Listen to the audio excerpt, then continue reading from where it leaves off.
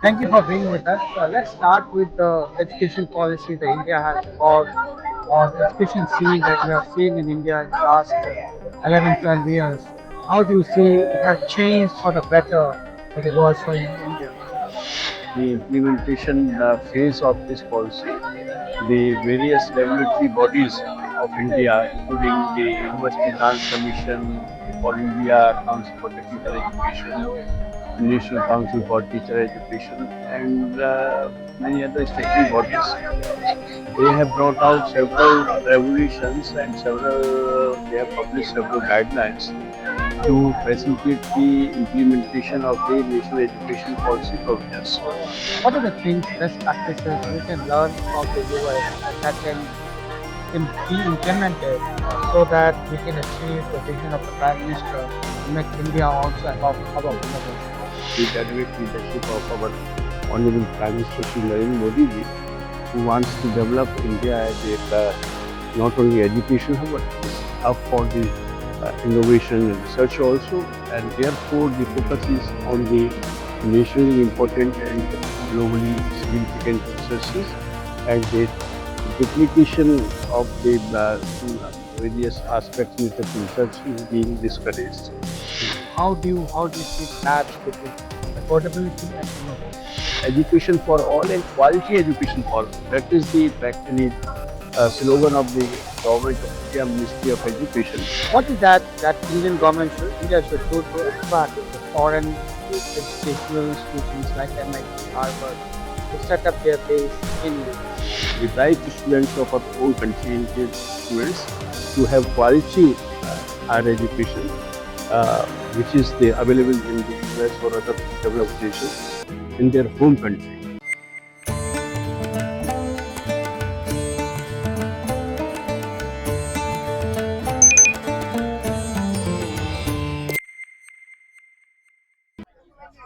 Thank you for being with us. Let's start with the education policy that India has evolved, or the education scene that we have seen in India in the last 11, 12 years.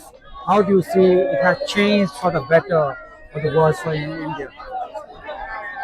National education policy was launched on 29 July 2020, and so now we have already it has gone through the implementation phase for last 4 years and so, and it has brought several changes in the Indian higher education and the total education ecosystem per se, and under the implementation phase of this policy, the various regulatory bodies of India, including the University Grants Commission, All India Council for Technical Education, National Council for Teacher Education, and many other statutory bodies. They have brought out several regulations and they have published several guidelines to facilitate the implementation of the national education policy provisions. The focus of national education policy has been on multidisciplinarity and holistic education and promoting technology-enabled education. It has focused on the Indian knowledge system, Indian arts, Indian culture, Indian languages, and besides that also uh, value-based education, research and innovation, and by skill development. So these has been the focused areas, and now these are reflected in various initiatives of the organs of the government and the regulatory bodies, and now the universities of India, they have brought out changes in the curriculum. They have brought out in the pattern of the assessment in the form of examination reforms and various other things. The National Credit Framework has been published jointly by the UGC, National Council for Vocational Education and Training, NCT, NCRT, CBSC, and similarly, National Higher Education Policy Framework that has been published by the University Grants Commission, that has facilitated the universities to have changes in the undergraduate and postgraduate education. Now universities can have either 3 years honors programs undergraduate or the 4 years programs similar to the developed countries. And another thing is that under the national education policy, the National Research Foundation that has been created to facilitate the researches on the various themes which are nationally important and globally significant. So these are the major initiatives which Government of India and the various organs of the government they have taken during the last few years. We're the US right now, and many people say the US has one of the best education system in terms of higher education, which has made United States hub of innovation and entrepreneurship. What are the things, best practices we can learn from the US and that can be implemented so that we can achieve the vision of the Prime Minister to make India also a hub of innovation? India is always open to whatever is the best practices, whatever are there of any country, and we should learn, we should adapt, we should adopt those best practices in our country, which is in the larger interest of our nation and also the students. Yes, US, if we look at the various uh, rankings of the World University rankings, whether it is QS ranking, whether it is THE or any other ranking, or at the different levels, whether it is under the overall category or the subject wise, always under the 10 top 10 universities, most of them are the universities of US. And under these rankings, the research and innovation that plays an important role. The quality of publications, the patents from the university, the international awards, the international projects, and the association of different novel laureates and others uh, associated with those universities. So yes, US is the hub of research and innovation, and therefore we should try to learn whatever the best practices are there. The National Research Foundation, created by the Government of India under the dynamic leadership of our Honorable Prime Minister Shri Narendra Modi ji, who wants to develop India as a not only education hub but this hub for the innovation and research also, and therefore the focus is on the nationally important and globally significant researches, and the duplication of the various aspects related to research is being discouraged. So I think whatever is best from the West, we should take that, and same time whatever is good in our country, that we should try to take it forward to the uh, different countries. And we have so many things in India. Say, for example, the soft power of India, the Ayurveda, uh, the yoga, dhyan, meditation. So these are the things which are there. Peace and conflict resolution, which should be emulated by the other countries also. What are the challenges that the higher education US is facing is affordability. You must have seen the previous Biden administration, there was a movement or they waived off students loan in mass number, right? They hardly really you will find the students coming out of the higher education system here not having a loan on their head. On the other hand, you will see in India it's quite affordable, right? So far, the government has provided highly subsidized higher education system, be it the IIT, IIMs. It's very affordable. How do you see the match between affordability and innovation? Yes, this is very important, and as a nation, this is a question which should be resolved in the larger interest of the our students, and particularly because the national education policy, there are 5 pillars on which this policy is based. Access is one, equity is another, accessibility, equity, excellence, and then affordability and accountability. So affordability is also there, and therefore the government of India wishes that nobody should be left out. The education should reach the unreached.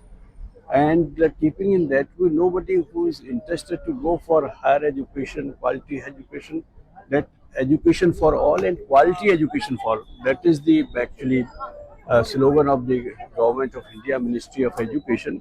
In that context, I feel that yes, we should find out some way through dialogue, through interaction with the U.S. government officials, and find out some way that whosoever is willing to have quality education, some way should be there to fund his or her education.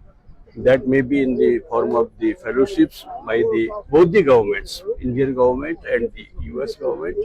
And then after completion of the higher education courses, there should be some provision for the students for facilitating job in their country, home country. What is that India should do to attract the foreign educational institutions like MIT, Harvard to set up their base in India? Recently, I am very happy to tell you that recently the University Grants Commission of India has brought out a regulation to facilitate the foreign higher education institutions or the universities to establish their off campuses in India. And similarly, the under this regulation, the Indian higher education institutions, they can also have their off campuses outside India. But there are certain provisions in that. The provision is related to that good universities. Good means those universities which are under top 500 of the world rankings university, under the institutional category or the subject-wise category, they can establish their off campuses in India. And recently, some of the foreign higher education institutes from different countries, they have shown interest. They from US side, yes, the Illinois Institute of Technology, they have agreed to establish their off campuses in Mumbai, and maybe in a few years we can see that there will be more such off campuses from US, from other countries, and that will facilitate the students, the bright students of our own country, Indian students, to have quality higher education, which is available in the US or other developed nations in their home country. So I think that is a good initiative which has been taken by the government of India. Continuing on research and development itself, Yes, these days it's measured in terms of number of patents a country produces, right? yes, We are far behind US and China. China is the leading right. yeah. What are the factors in which we can work on so that India again brings much more number of patents or paper high education Yes, I agree with you science? that this is an area where we need more focus, more focused efforts, concerted efforts, and to have more patents, and also thoughtfully through National Research Foundation, we should decide the themes, the focused areas in universities and other research laboratories. We should avoid duplication. We should utilize each other's facilities also of the research facilities, and come out with the quality research, and then also focus on the patenting. And therefore UGC also has encouraged the universities to have intellectual property rights cell in their universities, and also to have a office for the international students affairs office in their universities for promoting the collaborations also, and also to have more foreign students on their campuses. India sends almost the largest number of international students to the US, right? Yes, They yes. are all over the country, right? What are your thoughts on that? Should they continue coming here, or they should be much better? They have much better options for them in India. Yes, US is a preferred destination for study abroad, and about 30 lakhs students, they go outside India for higher education. Out of that, around 3 lakhs of the students They are in US from India. So this is the most preferred destination from the Indian students. They will be coming here, but I think when we will have the off campuses of these universities in India, then maybe those students will have choice to study there. But still, I feel there should be more exchange of programs, faculty exchange, student exchange, research collaboration, joint degree programs, and PhD collaborative programs, which is facilitated under the regulation of the UGC, which related to the foreign collaborations. One last question I wanted to ask you, because since you have handled university campuses, more than half a dozen in India back home, university campuses in India are known for, or the students movement, right? They become sometimes become harbinger of change in India, right? Yeah. Always, all the time, you'll see the one movement or the other starting from, right? Right. But we don't see that kind of activities here, right? Of late, only we have seen those during some of the Palestinian movement or something like that, but not of the scale that India has, right? Do you have any thoughts on that?